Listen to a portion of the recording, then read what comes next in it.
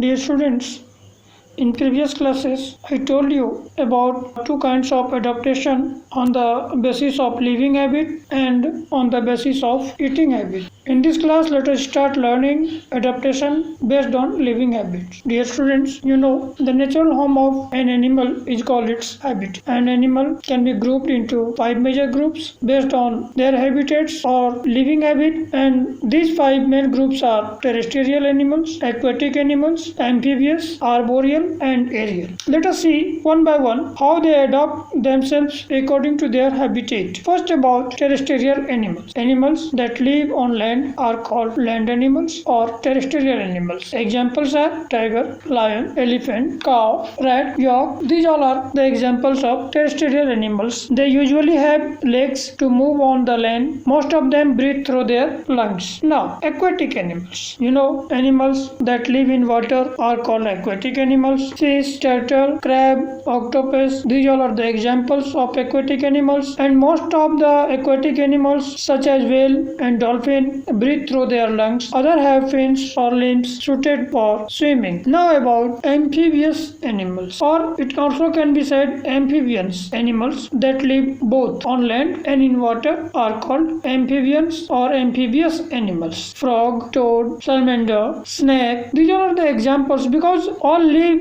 in water or on land also. Amphibians breathe through lungs when they are on land and through their moist skin when they are in water. They have webbed feet too to help them to swim in water, and the back leg of these animals are stronger than their front legs, and this helps them to jump on land. Their eyes have a special skin over it that protects them when they go under water. Say about arboreal animals. Students, animals that live mainly on trees that are called arboreal animals. You know the example: monkey, leopard, koala, chameleon. These all you see most of the time they spend on trees. That's why these all are called arboreal animals. Arboreal animals have strong legs and arms which help them to climb. Some of them have a long strong tail which help them to hold on the branch of trees. Also have sharp claws that allow them to hold on to branches tightly. Now the fifth is aerial animals that fly. Means most of the time they spend in the sky are known as aerial animals. Birds, bats, and many other insects are the examples of aerial animals. Most birds, or it also can be said aerial animals, have hollow bones that make their body light in weight, and this helps them to fly. The wings of bats are made of two thin layers of skin stretched over the arms and fingers. Bat can flap their wings and fly like birds. So these are the things that you know about different kinds of animals on the basis of their living habit. Now you can able to define with examples terrestrial animals, aquatic animals, amphibious animals, aerial animals, arboreal animals. So please try to